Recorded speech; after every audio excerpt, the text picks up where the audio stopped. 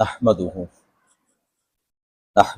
ونصلي ونسلم على رسوله النبي الكريم المكين الحنين الرحيم.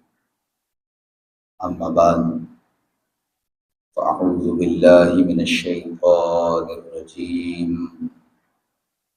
بسم الله الرحمن الرحيم.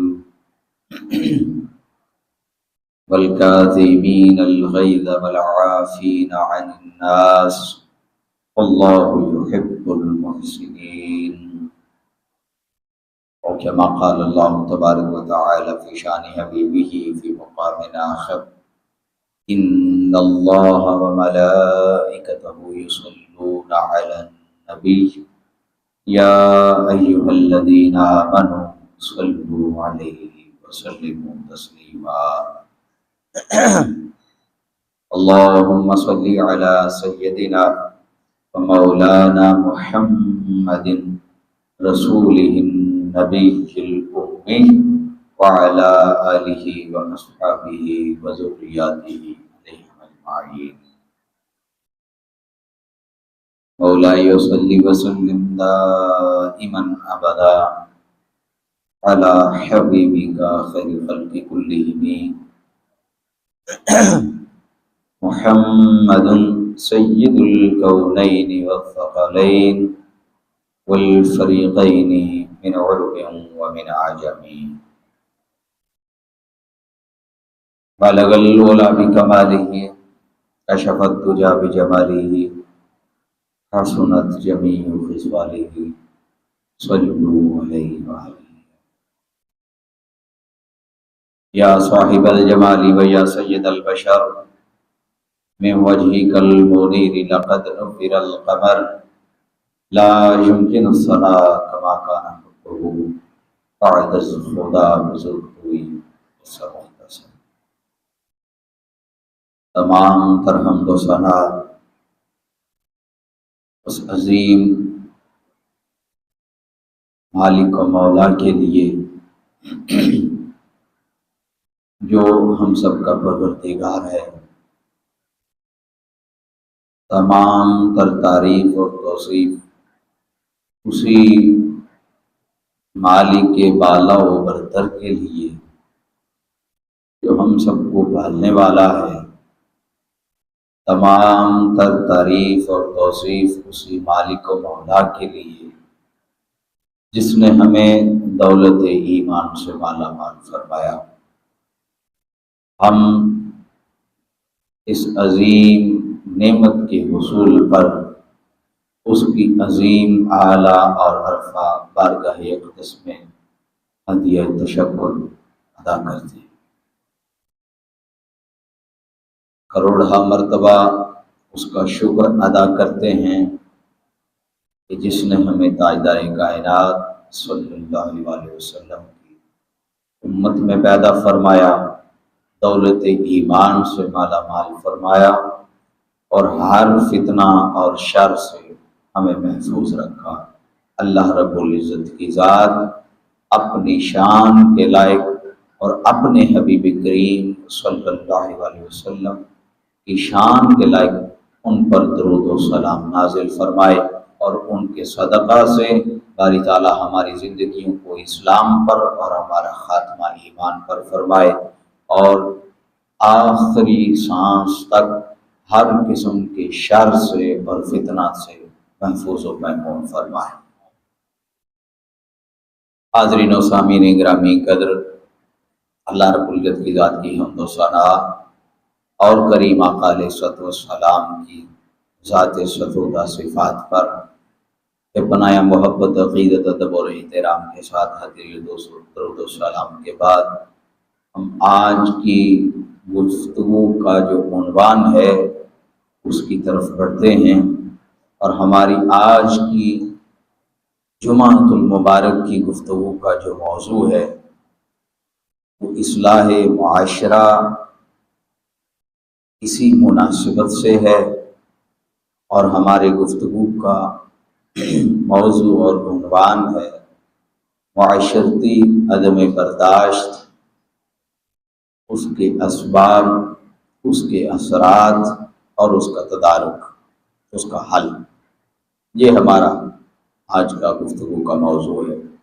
چونکہ میری کوشش ایک عرصہ سے یہی ہے اور میں اسی کوشش میں رہتا ہوں، اور پورا ہفتہ میرا اسی کوشش میں اور اسی تحقیق اور ریسرچ میں گزرتا ہے کہ زیادہ سے زیادہ ان موضوعات کو چھیڑا جائے اور ان عنوانات پر گفتگو کی جائے جن کا تعلق معاشرے سے ہے، معاشرے کی اصلاح سے ہے، جن کا تعلق انسان کی سیرت سے ہے، انسان کے کردار سے ہے۔ زیادہ سے زیادہ اس عنوان پر گفتگو کی جائے کہ جس سے ہمارا معاشرہ بہتر ہو، ہماری سیرت بہتر ہو، ہمارا کردار بہتر ہو، ہمارا محلہ، ہمارا گاؤں، ہمارا شہر اور پھر ہمارا ملک بہتر سے بہتر ہوتا چلا جائے۔ تو میری کوشش یہی ہے، اور انشاءاللہ تعالی یہ کوشش رہے گی اور یہ سلسلہ جاری و ساری رہے گا کہ ہم انہی عنوانات کو لے کے چلتے رہیں اور معاشرے کی اصلاح کا جو بیڑا اٹھایا ہے، اللہ رب العزت کی ذات ہمیں اس میں کامیاب و کامران کرے، اور اللہ رب العزت کی ذات ہماری جو خدمات ہیں ان کو اپنی بارگاہ اقدس میں قبول اور منظور فرمائے۔ حاضرین و سامعین گرامی قدر، افراد معاشرہ کے باہمی احترام، ان کی رواداری، ان کی تحمل مزاجی، یہ کسی بھی مہذب معاشرے کی پہچان ہوتی ہے۔ کوئی معاشرہ کتنا مہذب ہے، کوئی معاشرہ کتنا اچھا ہے، اگر اس کو دیکھنا ہو تو پہلے اس معاشرے میں رہنے والے افراد کو دیکھا جاتا ہے کہ یہ جو اس معاشرے میں رہنے والے لوگ ہیں، ان کی ایک دوسرے کے ساتھ محبت کیسی ہے،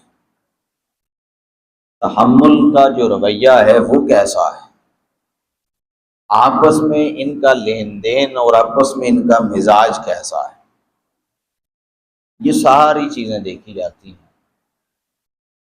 اور پھر کہا جاتا ہے کہ یہ معاشرہ بڑا مہذب معاشرہ ہے، کہ یہاں فتنہ اور فساد نہیں ہوتا، یہاں گالی گلوچ نہیں ہوتا، یہاں قتل و غارت گیری نہیں ہوتی، یہاں ایک دوسرے کا گلا نہیں کاٹا جاتا، یہاں کسی گالی کا جواب گالی سے نہیں دیا جاتا۔ تو یہ ایک رول ماڈل ہے، یہ ایک مہذب معاشرہ ہے، ہمیں بھی ایسا ہی ہونا چاہیے۔ پھر یہ سوچتے ہیں لوگ کہ جیسا معاشرہ یہ ہے ہمیں بھی ایسا ہی ہونا چاہیے۔ لیکن بدقسمتی دیکھیں کہ ہمارا آج کا جو معاشرہ ہے یہ عدم برداشت جیسی مہلک بیماری کا شکار ہو چکا ہے۔ الا ماشاء اللہ برداشت ہم سے ختم ہو چکا۔ پھر یہ عدم برداشت جو ہے یہ ایک ایسی ذہنی اور اخلاقی کیفیت ہے جس میں انسان دوسروں کی رائے کی، اس کے نظریات کی، اس کے عقائد کی، یا اس کے جتنے بھی طرز زندگی کے معاملات ہیں، کسی چیز کو برداشت ہی نہیں کرتا، اس سے قاصر ہو جاتا ہے۔ نہ وہ اس کی رائے کو برداشت کرتا ہے، نہ اس کے نظریات کو برداشت کرتا ہے، نہ اس کے عقائد کو برداشت کرتا ہے، نہ اس کے طرز زندگی کو برداشت کرتا ہے۔ جب عدم برداشت انسان میں آ جائے، پھر دوسرے انسان کو دیکھ کے اس کے پاس جو سب سے پہلا اور سب سے آخری آپشن ہے وہ انسان کا قتل ہے۔ بندہ مار دینے سے نیچے ہمارے پاس آپشن ہی کوئی نہیں ہوتا، ہم دوسرا آپشن دیتے ہی نہیں ہیں کسی کو، اتنا ہم عدم برداشت کا شکار ہو چکے ہیں۔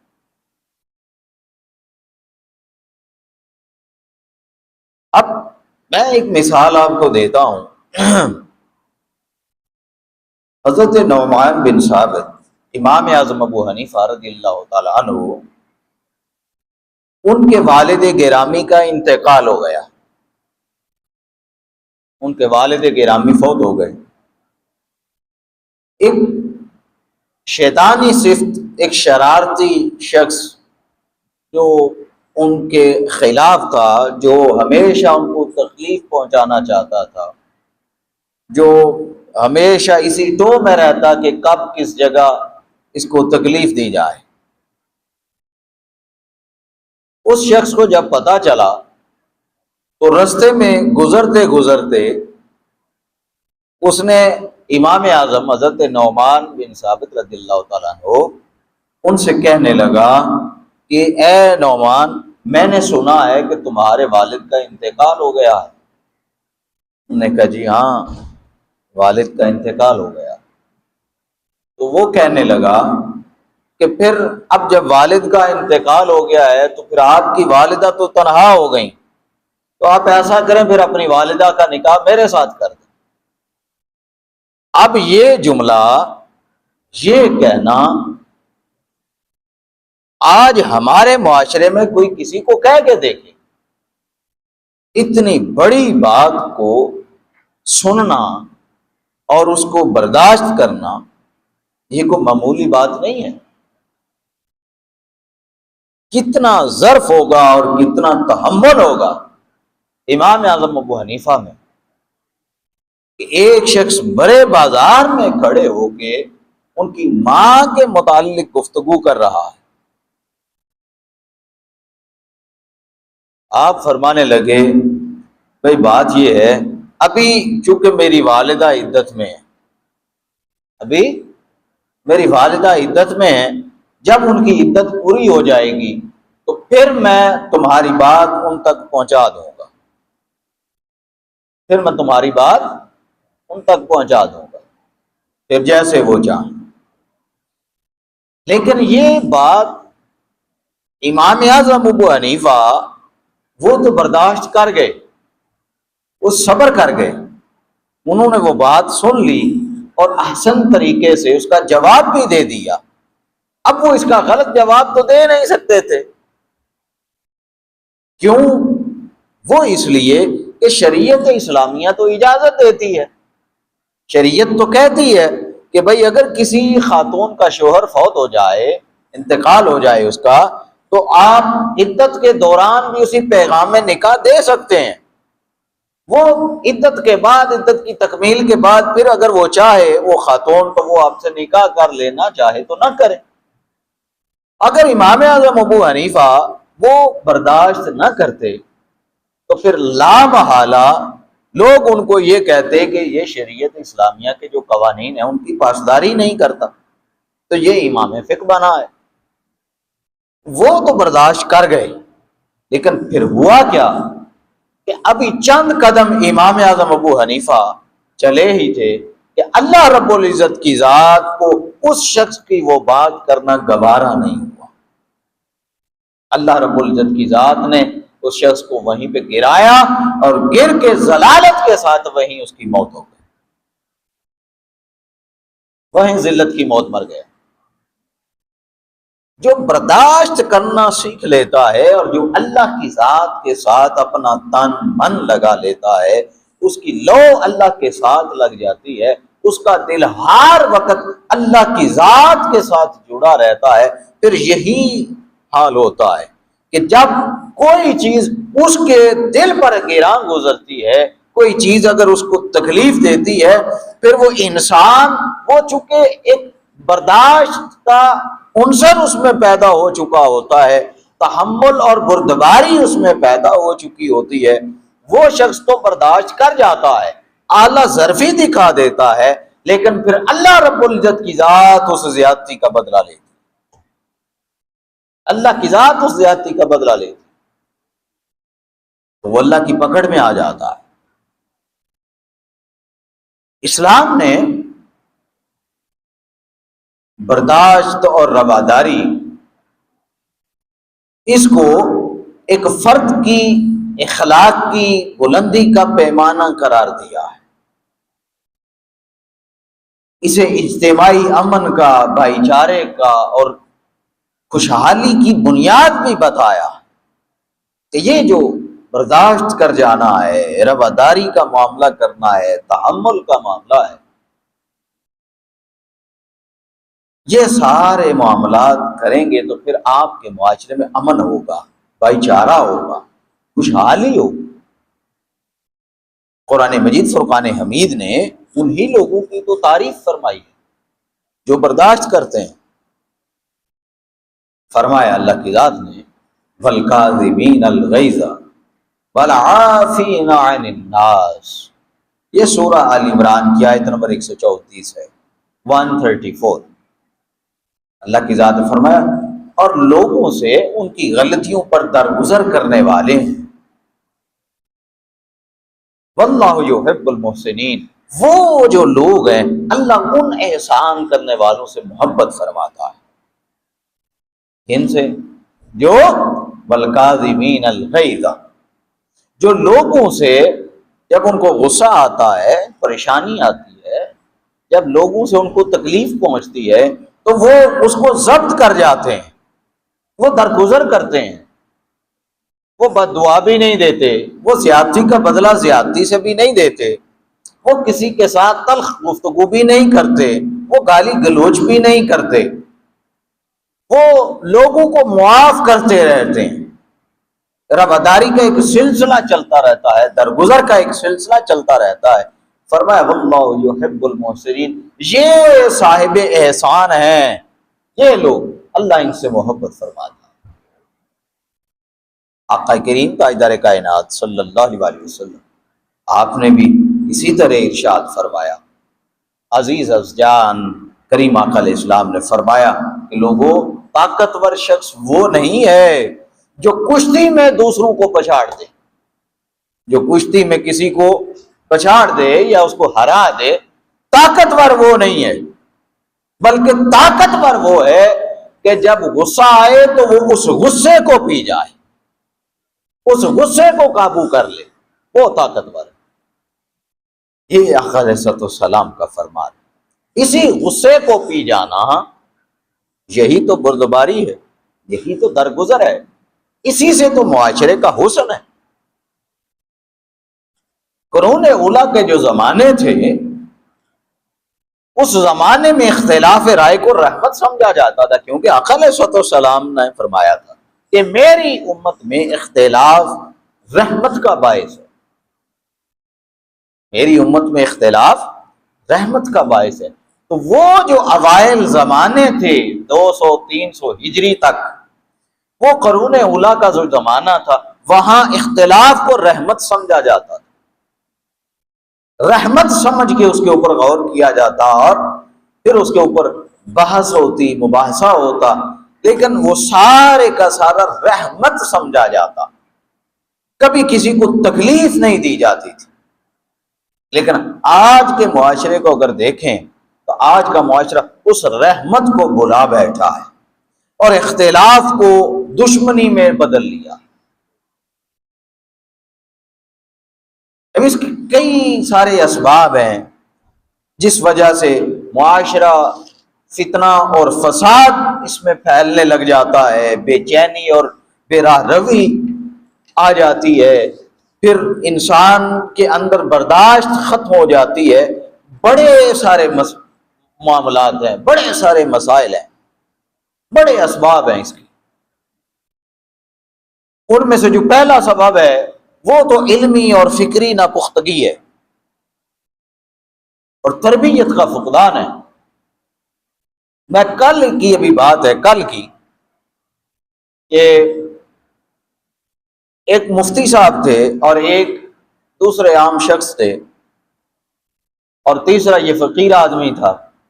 ہم ایک جگہ بیٹھے ہوئے تھے تو بیٹھے بیٹھے گفتگو کرتے یہی بات شروع ہو گئی اسی موضوع کے اوپر. انہوں نے مجھ سے پوچھا کہ بھئی آپ کل کا جمعہ کس موضوع پر پڑھا رہے ہیں، چونکہ وہ دیکھتے رہتے ہیں یوٹیوب کے اوپر اور فیس بک کے اوپر ویڈیوز. تو میں نے ان کو بتایا جی یہ میرا کل کا موضوع ہے. تو اسی موضوع کے اوپر جب گفتگو شروع ہوئی تو ہماری بات تربیت پر ہو رہی تھی. تو میں نے وہاں رسمن یہ بات کی کر دی.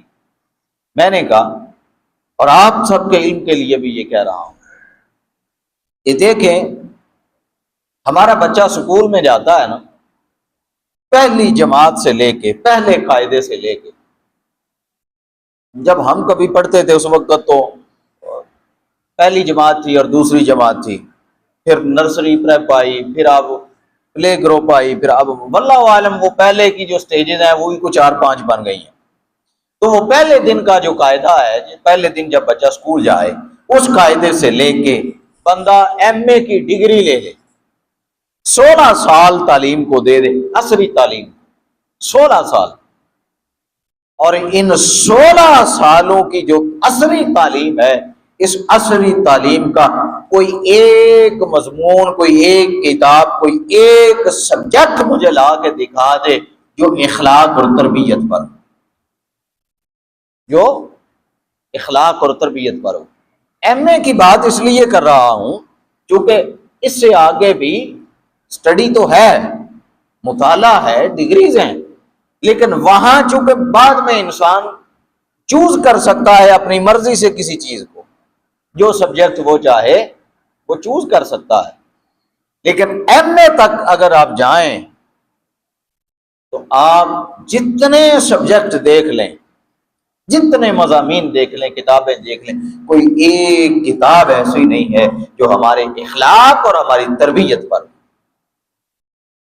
جہاں ہماری اخلاقی تربیت کی جاتی ہے، ہمیں تحمل، بردباری، برداشت سکھائی جاتی ہے.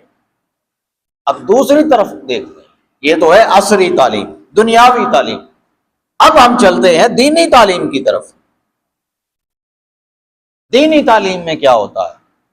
میں آپ کے سامنے بیٹھا ہوں، میرے 2 درس نظامی ہیں. آج تو کچھ لوگ ایسے ہیں کہ ان کا ایک ایک درس نظامی بھی پورا نہیں ہوتا اور وہ لوگ ان کے پاؤں زمین پر نہیں ٹکتے، وہ ہواؤں میں اڑتے ہیں، بلندیوں میں اڑتے ہیں. میرے 2 درس نظامی ہیں اور 2 درس نظامی کر کے 8 سال کا یہ کورس ہوتا ہے درس نظامی کا. 8 سال کے کورس میں یہ آج سے 3 سال پیچھے تک چلے جائیں تو پورے 8 سال کے سلیبس میں ایک کتاب ایسی نہیں تھی مدرسے کے سلیبس میں کہ جہاں اخلاق سکھایا جائے، ادب سکھایا جائے، تربیت کی جائے. 8 سال ایک شخص مدرسے کو دیتا ہے، 8 سال.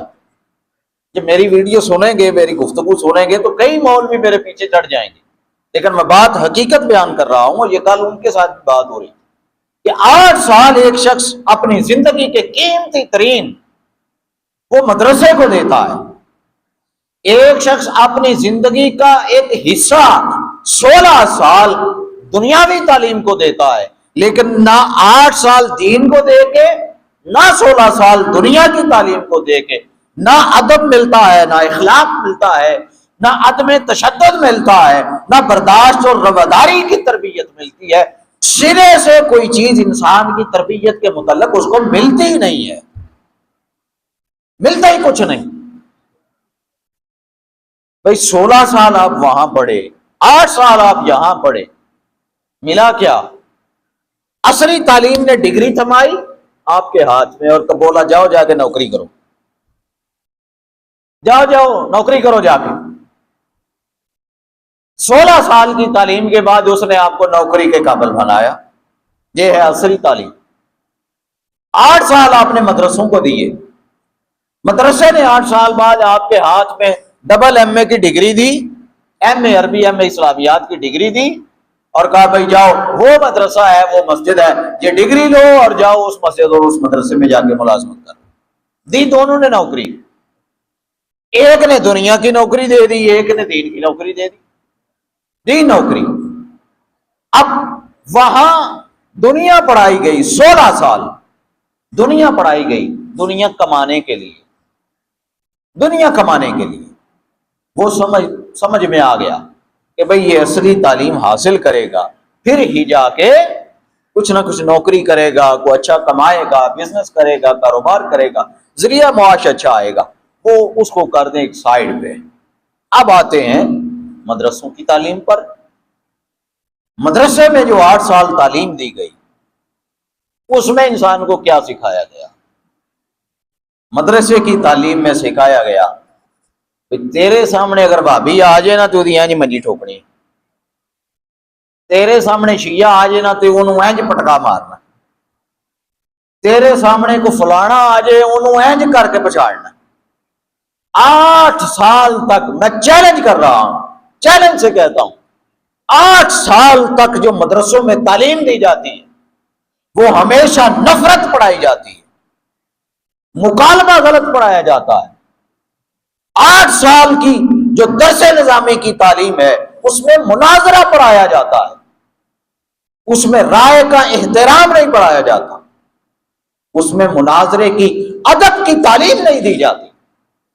اس میں پڑھایا کیا جاتا ہے بھئی تو جدو کسی نال مناظرہ کرنا نا اپنی آواز اچھی رکھنی، تو فل فور 2-4 کتابیں انج اگے سٹ دینیاں نے، پھر کی ہوگا اگلا بندہ تھڑک جائے گا، پیروں نکل جائے گا،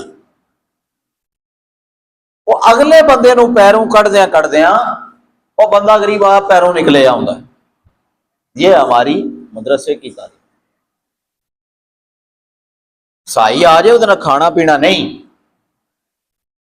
یہودی آ جائے ادھر کھانا پینا نہیں، یہ پلیز نے، یہ فلان نے، یہ فلان نے، اور فلانا مولوی اور جی داڑھی نکی ہے نا انہوں پھڑ کے اینج کر کے شکنجے چ لے آنا ہے، ویکھیو جی جناب پھر مولوی دا کی بنتا۔ او فلانا مولوی نے فلانی گل کی تھی، انہیں 2-4 کتاباں کڈو انہوں سامنے پاؤ، سامنے پا کے ویکھو پھر مولوی دا بنتا کی۔ یہ ہمارے مدرسوں کی تعلیم ہے۔ افسوس کے ساتھ یہاں بالکل نہیں سکھایا جاتا کہ بھئی وہ جو قرون اولیٰ کے زمانے کے لوگ تھے، وہ جو اولیاء تھے، صلحاء تھے، صالحین تھے، ان کی تربیت کیسی تھی، وہ تربیت کیا کر کے گئے ہیں۔ مجھے یاد پڑتا ہے سیال شریف والے پیر صاحب تھے، سیال شریف والے، ایک دیوبندی مکتبہ فکر کا ایک شخص تھا، اس کے ساتھ مکالمہ ہو گیا، مناظرہ ہو گیا، فرمایا بھئی کتابیں اٹھاؤ اور لے آؤ، اپنی کتابیں بھی اٹھائیں اور مناظرے کے لیے تیار ہو گئے۔ اب جب لوگ پروٹوکول دے رہے تھے مناظرے کے لیے، دونوں آ رہے ہیں، پروٹوکول تھا دونوں کا، فرمایا خبردار کوئی پروٹوکول نہیں، اس کو آنے دو۔ مناظرہ کس موضوع پہ تھا؟ رسول اکرم صلی اللہ علیہ وسلم نور ہیں یا بشر ہیں، مکالمہ اس پہ تھا۔ اب جب دونوں مناظر آمنے سامنے ہوئے ہیں تو دیوبندی جو عالم تھا مناظرے کے لیے جو آیا تھا اس نے دست بوسی کی، ہاتھ چومے پیر صاحب کے، ہاتھ چوم کے پیر صاحب کو دعوت دی۔ پیر صاحب آگے آگے چلتے رہے، وہ پیچھے ایک کمرے میں چلے گئے۔ پیر صاحب نے کہا بھائی سارے باہر نکل، اے جڑے مرید جرید نے نا سارے نکلو باہر، اے مناظرہ کرنا ہے انہوں کلے نو بیٹھ دے۔ وہ سارے چلے گئے، اندر کیا مناظرہ ہوا کیا نہیں ہوا، کون ہارا کون جیتا، کس نے مانی کس نے منوائی کسی کو پتا نہیں۔ باہر جب تشریف لائے اپنے کمرے سے، مناظرے والے کمرے سے باہر تشریف لائے تو لوگوں نے دیکھا وہ دیوبندی جو عالم دین تھے وہ پیر صاحب کے جوتے سیدھے کر رہے تھے، وہ جوتے سیدھے کر کے ان کو جوتے پہنائے اور دونوں اپنے اپنے رستے۔ کسی نے جا کے دیوبندی نے پوچھا بھائی دس ہو مناظرہ کرن گیا کی بنیا؟ انہوں نے کہا تو جان کے کی کرنا، مناظرہ میرا تے انہوں دا سی، مینوں پتا ہے میں کی آخیا، انہوں نے پتا انہیں کی آخیا، تینوں یہ کی کرس؟ انہوں نے کہا نہیں سارے میں کیوں دساں؟ وہ بھجا بھجا کہ پیر صاحب کو پیر صاحب دسو پھر کی بنیا مناظرے دا، کی حل نکلیا، کون جیتے؟ انہوں نے کہا مناظرہ تیرے نال سی، بھائی مناظرہ سی وہ دے نال، وہ نے گل منی یا میں وہ منی، یہ گل تو ساری آپس دی، تینوں یہ کی سروکار؟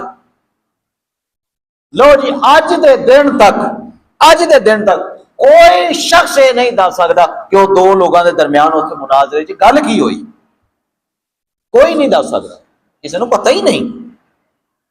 یہ ہوتا ہے اختلاف رائے کا احترام، یہ ہوتا ہے اختلاف کا رحمت ہونا، کہ مناظرہ ہے اور اس مناظرے میں اب ایک تو یہ مناظرے کی مثال بتائی نا، اب دوسری مناظرے کی کوئی ایک مثال آپ سوشل میڈیا یوٹیوب سے اٹھا کے دیکھ، ہزاروں مناظرے پڑے ہیں، آپ دیکھیں گے مولوی کیسے گلے پھاڑ پھاڑ کے ایک دوسرے کے خلاف باتیں کرتے ہیں، زبردستی ایسی باتیں کرتے ہیں کہ اگلے کے منہ سے کوئی غلط بات نکلوائی جائے اور اس کی پکڑ کی جائے، ہمیں یہ پڑھایا جاتا ہے۔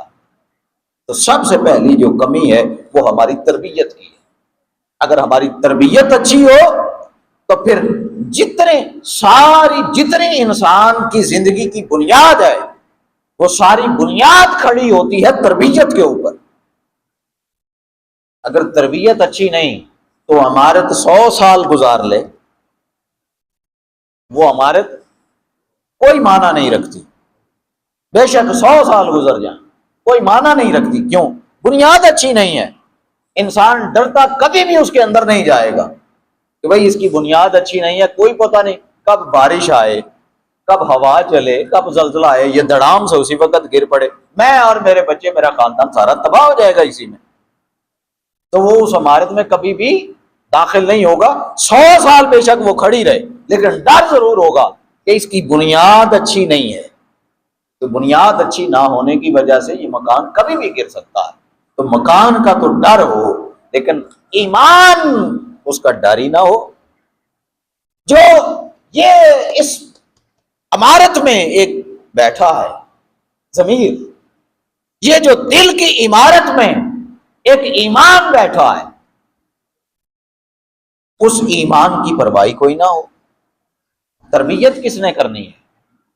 یاد رکھیں، نہ مسجد کا مولوی تربیت کر سکتا ہے بچے کی، نہ اسکول کا استاد کر سکتا ہے۔ مولوی کو غرض ہے تنخواہ سے، جو صاف بات ہے، یا مولوی اپنی نوکریاں کروائے گا بچوں سے، یا مولوی پیسوں کے لیے کام کرے گا۔ نمبر 2، اسکول کا جو عملہ ہے، اسکول کا استاد، وہ تربیت نہیں کر سکتا۔ کیوں نہیں کر سکتا؟ اس لیے نہیں کر سکتا کہ بھائی اس کو غرض ہے اپنی تنخواہ سے اور اپنے ٹائم ٹیبل سے، اس نے صبح 8 بجے آنا ہے، 9 بجے آنا ہے، 1-2 بجے اس کی ڈیوٹی ختم ہے، وہ جا اور یہ جا، اس نے اپنی رپورٹ بنانی ہے اور رپورٹ آگے پیش کر دینی ہے۔ آپ کیا کرتے ہیں کیا نہیں کرتے اس کو غرض ہی نہیں ہے۔ یہ کھڑکی بند کر دیں ذرا، ٹائم نظر آ جائے۔ یہ ہمارے معاشرے میں تربیت کا فقدان ہے۔ اب تربیت کرنی کس نے ہے؟ تربیت کرنی ہے والدین نے۔ والدین نے سکھانا ہے کہ بیٹے باہر اگر کسی کے پاس جاتے ہو تو پھر اگر کوئی گالی بھی دے دے تو بیٹے گالی کا جواب گالی سے نہیں دینا۔ یہ والدین نے تربیت کرنی ہے۔ میں شورٹی کے ساتھ کہہ رہا ہوں، آپ اپنے بچوں کے تعلیمی ادارے دیکھ لیں، جا کر وزٹ کر لیں، اگر ایک کتاب تعلیم و تربیت کی مل جائے مجھے بتانا کہ یہ کتاب ہے، اس کتاب میں بچے کی اخلاقی تربیت ہو رہی ہے، نہیں ملے گی۔ تو یہ خود کرنا ہے، ماں نے کرنا ہے، بہن بھائیوں نے کرنا ہے، والد نے کرنا ہے، دادی دادا نے کرنا ہے، نانی نانا نے کرنا ہے، یہ انہوں نے تربیت دینی ہے۔ آقا علیہ الصلوۃ والسلام، اللہ کی ذات نے کیوں فرمایا کہ یہ جو رسول ہے لقد کان لکم فی رسول اللہ اسوۃ حسنہ، یہ جو رسول تمہارے اندر نازل کی بھیجے ہیں، مبعوث کیے ہیں، ان کی ساری زندگی تمہارے لیے اسوہ حسنہ ہے، کامل نمونہ ہے۔ کیوں؟ کیونکہ آقا علیہ الصلوۃ والسلام نے زندگی کے ہر شعبہ میں انسان کی تربیت فرمائی، اپنے عمل سے بتایا۔ حضرت ابو ہریرہ رضی اللہ تعالیٰ عنہ آقا علیہ الصلوۃ والسلام کے ساتھ کھانا کھانے کے لیے بیٹھے، تو جب کھانا شروع کیا تو آقا علیہ الصلوۃ والسلام جہاں سے نوالا لے رہے تھے، حضرت ابو ہریرہ نے وہاں سے نوالا لے لیا، یعنی پلیٹ کے جس جگہ سے آقا علیہ الصلوۃ والسلام نے سالن لگایا انہوں نے بھی حصول برکت کے لیے کہ یہاں سے چونکہ آقا علیہ السلام نے کھایا ہے، انہوں نے اپنی محبت کی وجہ سے انہوں نے بھی وہیں لقمہ لگایا، آقا علیہ السلام نے اسی وقت منع فرما دیا۔ آپ نے فرمایا ابو ہریرہ اس طرح کھانا نہیں کھاتے، ہمیشہ اپنے سامنے سے کھاتے ہیں۔ یہ تربیت تھی، ان کی محبت اپنی جگہ، لیکن بچے کی جو تربیت ہے وہ اپنی جگہ۔ امام حسن اور امام حسین علیہ السلام دونوں آقا علیہ السلام کے گھر میں آرام فرما ہیں، رات ہوتی ہے، امام حسن مجتبیٰ علیہ السلام وہ فرماتے ہیں، وہ ان کے منہ سے بات نکلتی ہے، وہ کہتے ہیں اماں جان پانی چاہیے، پیاس لگی ہے۔ آقا علیہ السلام بیدار ہوتے ہیں اور آقا علیہ السلام فوراً پانی کا برتن لے کے آتے ہیں۔ اسی وقت امام حسین وہ بھی اٹھ جاتے ہیں اور وہ بھی عرض کرتے ہیں کہ نانا جان مجھے بھی پانی چاہیے۔ تو آقا علیہ السلام نے فرمایا اچھا صبر کرو، پہلے حسن مجتبیٰ کو پلایا، پہلے حسن مجتبیٰ کو پلایا۔ حضرت فاطمہ الزہرا وہ عرض کرنے لگی بابا جان مجھے لگتا ہے آپ کو ان سے بڑی محبت ہے کہ آپ بڑے کی محبت میں چھوٹے کو بھول گئے ہیں۔ آقا علیہ السلام نے فرمایا ایسی بات نہیں ہے، محبت دونوں سے ایک جیسی ہے، لیکن حق اس کا پہلے ہے۔ کیوں؟ اس لیے کہ اس نے یہ بڑا بھی ہے اور اس نے مانگا بھی پہلے امام حسن مجتبیٰ کو پلایا، پھر امام حسین کو پلایا۔ یہ آقا علیہ السلام نے ایک تربیت فرمائی اور ایک طریقہ بتایا کہ بچوں کی تربیت کیسے کرنی ہے۔ یہ آقا علیہ السلام کا طریقہ رہا ہے۔ آقا علیہ السلام نے اسی طرح کھیلتے ہوئے بچے تھے امام حسن اور امام حسین، تو آقا علیہ السلام ان کو دیکھ رہے تھے، حضرت فاطمہ بھی دیکھ رہی تھی۔ آقا علیہ السلام امام حسن مجتبیٰ سے کہتے اے حسن پکڑ لو، اے حسن اس طرح داؤ لگاؤ، اس طرح داؤ لگاؤ۔ سیدہ فاطمہ الزہرا وہ دیکھتی اور امام حسین علیہ السلام کو وہ بتاتی کہ بھائی اس طرح کرو، اس طرح کرو، اس طرح کرو، کچھ نہیں کر رہے تھے۔ تو یہ بھی ایک آقا علیہ السلام نے تربیت فرمائی کہ بھائی اپنے بچوں کو کھیل کے دوران بھی ایسی تربیت دو کہ وہ کھیل کے دوران بھی کوئی ایسی حرکت نہ کریں جس سے عدم برداشت کا رویہ جنم لے۔ یہ بچوں کی ایک تربیت تھی۔ پھر ہمارا عدالتی جو انصاف کا نظام ہے، پھر وہ بھی بڑی وجہ ہے، اس وجہ سے بھی عدم برداشت جنم لیتا ہے کہ جب لوگوں کو بر وقت فیصلہ نہیں ملتا، لوگوں کی بر وقت سنوائی نہیں ہوتی، اور پھر قانونی راستوں سے حق ان کو نہیں ملتا، پھر وہ قانون کو خود اپنے ہاتھ میں لیتے ہیں۔ پھر اس سے بھی معاشرے میں برائی جنم لیتی ہے، پھر سیاسی معاملات ہیں، سیاسی گروہی تقسیم ہے، سیاسی مفادات ہیں۔ مجھے کم و بیش 6 سال ہو گئے ہیں اس منبر پر بیٹھتے ہوئے، اور کم و بیش 6 سال ہو گئے آپ سب کے ساتھ گفتگو کرتے ہوئے۔ آج تک تنہائی کی محفل میں بھی تنہائیاں بھی آپ کے ساتھ ہوتی ہیں، تنہائی کی گفتگو بھی آپ کے ساتھ پرسنلی ہوتی ہے، یہاں مجمع میں بھی ہوتی ہے۔ آج تک کسی نے مجھ سے سنا ہو کہ میں نے کسی لیڈر کا نام لیا ہو، سیاسی لیڈر کا نام لے کے اس کی حمایت کی ہو، یا نام لے کے کسی کی مخالفت کی ہو، خواہ وہ سیاسی جماعت یا لیڈر ہو، خواہ وہ مذہبی جماعت یا لیڈر ہو، کبھی نہیں کیا۔ اچھی بات اگر کوئی ہو تو وہ نام لے کے کرتا ہوں کہ یہ فلاں میں اچھی بات ہے، یہ فلاں چیز اچھی ہے، لیکن برائی یا خامی ہو تو میں کسی کا نام نہیں لیتا۔ کیوں؟ اس لیے کہ بھائی ممکن ہے میں یہاں بیٹھ کے نون لیگ کی حمایت کر دوں، وہاں سامنے کو پی ٹی آئی کا بیٹھا ہو، وہ ٹھا کرے اور بس اللہ اللہ خیر صلی اللہ مولوی صاحب دی کہانی مکی، کر لو تبلیغ۔ ٹھیک ہے جی، ایسا ہوتا ہے نا۔ ممکن ہے میں یہاں بیٹھ کے پی ٹی آئی کی حمایت کروں، وہاں سامنے کو نون لیگ کا یا پی پی کا بیٹھا ہو، وہ کہ مولوی باہر نکلا ذرا تیرے نال تو نہیں بڑا، تبلیغاں دبا چو ویکھیاں جان گیا۔ تو بھائی یہ جو عدم برداشت ہے یہ کس لیے؟ کئی ایسے لوگ تھے جنہوں نے حضرت ابوبکر صدیق رضی اللہ تعالیٰ عنہ جب خلیفہ راشد بنے ان کی بیعت نہیں کی، ان کی بیعت نہیں کی۔ حضرت ابوبکر صدیق رضی اللہ تعالیٰ عنہ نے کسی کے سر کے اوپر تو تلوار ماری نہیں کہ بھائی تو نے میری بیعت نہیں کی، تو مجھے خلیفہ نہیں مانتا، تجھے یہاں رہنے کا ہی حق نہیں، کسی کو نہیں نکالا۔ خود مولا کائنات جب خلیفہ راشد بنتے ہیں، حضرت عمر بن خطاب خلیفہ بنتے ہیں، عثمان غنی خلیفہ بنتے ہیں، امام حسن مجتبیٰ خلیفہ بنتے ہیں، کئی لوگ ان کی بیعت نہیں کرتے، ووٹ نہیں دیتے ان کو، اختلاف رکھتے ہیں، لیکن حقوق برابری کے ملتے ہیں۔ پورا گروہ اہل شام مولا کائنات کے خلاف آ جاتا ہے، بیعت نہیں کرتا، لیکن کسی سے اس کی زندگی نہیں چھینی جاتی۔ یہ نہیں کہا جاتا کہ تو نے میرے خلاف ووٹ دیا ہے یا تو میرے خلاف کھڑا ہے، اب تجھے گفتگو کا بھی حق حاصل نہیں۔ برداشت ہے، تحمل ہے، بردباری ہے، یہ برداشت معاشرے کو بہتر کر سکتی ہے۔ پھر لسانی اور نسلی تعصب ہے، محاذ آرائیاں ہیں۔ آج بھی آپ دیکھیں بلوچستان میں شناختی کارڈ دیکھا جاتا ہے کہ یہ پنجابی ہے، لا دیوتا ہونے دی۔ نسلی اور صوبائی تعصب دیکھا جاتا ہے۔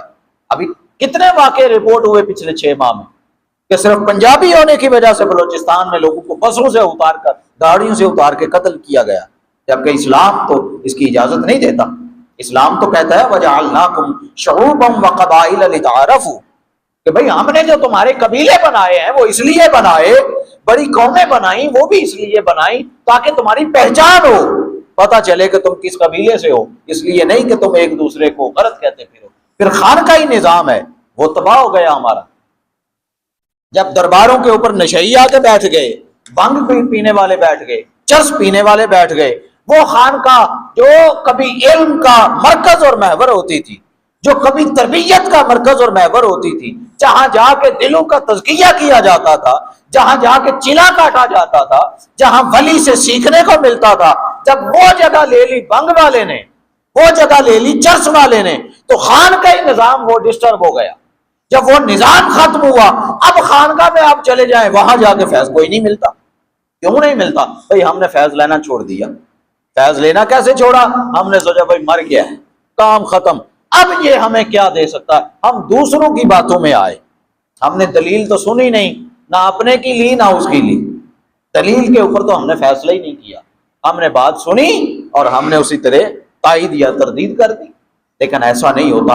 وہ حضرت سلیمان دارانی، وہ امام ابو القاسم القشیری نے ان کا قول نقل کیا ہے، وہ حضرت سلیمان دارانی وہ فرمایا کرتے ہیں کہ سب سے جو افضل عمل ہے وہ اپنے عمل کی جو خواہشات ہیں، اپنے نفس کی جو خواہشات ہیں ان کے اوپر قابو پانا ہے۔ تو نفس کی خواہش یہی ہوتی ہے، انہیں غلط گل کی تھی انہیں گڑما پھڑوئے دا، جنہیں غلط گل کی مار تھپڑے کے بچوں کے اوپر بے جا سکتی ہے۔ ہماری اپنے معاملات اس طرح کے ہیں، ہم اپنی بیوی کے ساتھ اچھی گفتگو نہیں کر سکتے۔ ہم اگر اپنی بیوی کے ساتھ اچھی گفتگو کریں، کسی کو پتہ چل جائے کہ یہ بیوی کے ساتھ اچھا تعاون کرتا ہے، لوگ تانے دیتے ہیں رن مرید ہو گیا، سننے کو ملتا ہے کہ نہیں؟ رن مرید بھئی میں آپ کو ممبر رسول پر بیٹھا ہوں، میں آقا علیہ السلام کی سیرت مطہرہ دیکھ کے اور پوری تعلیمات اسلامیہ دیکھتے ہوئے میں آپ کو کہتا ہوں یقین جانے جو شخص رن مرید نہیں نہ ہوتا، جو شخص رن مرید نہیں ہوتا، اپنی عورت کا مرید نہیں بن جاتا، مرید بننا کہتے کسے ہیں؟ بھئی اس کے ساتھ اچھا کلام کرنا، اچھی گفتگو کرنا، اس کے ساتھ حسن سلوک کرنا، اس کو گالی نہ دینا، اس کو تھپڑ نہ مارنا، یہی ہے نا، نرمی تو یہی ہے، اخلاق یہی ہے، ادب یہی ہے۔ تو اگر یہی رویہ ہم اپنی بیوی سے رکھیں تو لوگ کہ رن مرید ہو گئے۔ لیکن جڑا بندہ اے کام نہیں نہ کرتا، سچی گل ہے کہ وہ مرد نہیں، وہ مرد نہیں۔ آقا علیہ السلام آخری وقت تک ام المومنین حضرت خدیجۃ الکبریٰ سلام اللہ علیہا ان کو یاد کرتے رہے، ان کی تعریف فرماتے رہے آخری وقت تک۔ ام المومنین حضرت عائشہ تھیں، کوئی شخص آیا اور اس نے آ کر کی یا رسول اللہ صلی اللہ علیہ وسلم میرے گھر آپ کی دعوت ہے، آپ تشریف لائیں۔ آقا علیہ السلام نے فرمایا اس کی بھی دعوت ہے؟ آپ ساتھ بیٹھی تھی، اس نے کہا یا رسول اللہ نہیں، اس کی دعوت نہیں، صرف آپ کی ہے۔ آقا علیہ السلام پھر ہم بھی نہیں آتے، پھر ایسی بھی نہیں آؤں گے۔ تھوڑی دیر گزری، اس نے پھر کہا یا رسول اللہ آپ کی دعوت ہے، آپ نے فرمایا اس کی بھی ہے؟ اس نے کہا اللہ۔ آپ نے فرمایا اللہ۔ پھر اسی بھی نہیں آؤں گا. تیسری دفعہ پھر انہوں نے کہا یا رسول اللہ ٹھیک ہے اب لے آئیں. پھر آقا علیہ السلام نے فرمایا عائشہ اٹھو، وہ اس گھر میں ہماری دعوت ہے، چلو اس گھر میں چلیں. وہاں گئے، ساتھ لے کے گئے اپنی زوجہ کو، اور جا کے آقا علیہ السلام نے وہ دعوت کی. پھر اسی طرح زوجہ کے ساتھ اچھا سلوک ہے. جب آپ زوجہ کے ساتھ اچھا سلوک کریں گے، بیوی کے ساتھ اچھا سلوک کریں گے، تو پھر کیا ہوگا؟ وہ آپ کی اولاد کی تربیت اچھی کرے گی. جو آپ اپنی زوجہ کے ساتھ، اپنے بہن بھائیوں کے ساتھ، اپنے والدین کے ساتھ سلوک کریں گے، بچے اسی سے سیکھیں گے. اگر آپ اپنے والدین یا اپنی بیوی کے ساتھ دیکھیں اچھی دھڑلے کی گفتگو کرتے ہیں پوری بلند آواز سے، آدھا گاؤں آپ کی آواز سن رہا ہے، تو پھر جب آپ کے بچے ہیں وہ جب بڑے ہوں گے نا، وہ کبھی بھی باپ کی عزت نہیں کریں گے. بچوں کے دل میں ہمیشہ ماں کے لیے بڑی نرمی ہوتی ہے، اور باپ کا وجود سختی ان کی نظر میں ہوتا ہے، تو وہ ہمیشہ پھر کبھی آپ کی عزت نہیں. وہ کہیں گے ساری عمر ساڈی ماں نو سکھ نہیں لین دیتا، ہن سانو نہیں سکھ لین دیتا. پہلا ساڈی ماں نو ماردا سی، ہن یہ سانو جیون نہیں دیندا. پھر یہ اولاد ایسے کہتی. تو آقا علیہ السلام کی ازواج تھی، آقا علیہ السلام نے ان کے ساتھ اچھا رویہ رکھا، اچھا سلوک رکھا، تو پھر آقا علیہ السلام کی اولاد کا جو عمل ہے وہ بھی آپ کے سامنے ہے. صحابہ کرام نے اپنی اولاد کی تربیت اچھی کی، تو پھر آپ نے دیکھا ہے صحابہ کرام کی اولادیں کیسے تھی، کتنی کتنی برداشت تھی. تو لوگوں یہ ضرورت اس عمر کی ہے، اس زمانے میں ہم کسی کو برا کہنے کی بجائے اچھائی کا آغاز اپنے آپ سے کریں. ہم اسکولوں کی طرف نہ دیکھیں، ہم مدرسوں کی طرف نہ دیکھیں، ہم اپنے گھر کی طرف دیکھیں. ہم کوشش کریں کہ بھائی کوئی بگڑتا بگڑے، کوئی سدھرتا سدھرے، سانوں پوچھیا نہیں جانا، کوئی ساڈے کو سوال نہیں ہونا. ہاں ساڈے کو اینا سوال ضرور ہونا ہے کہ بھائی تینوں پتر دیتا سی، اس پتر دی کیویں دی تربیت کی تھی. اسی کم از کم اپنے تھی پتر دی تربیت چنگی کرتے. ساڈے کو جدا سوال کیتا جانا ہے، اسی وہ سوال دا جواب ضرور تیار کر کے رکھیے.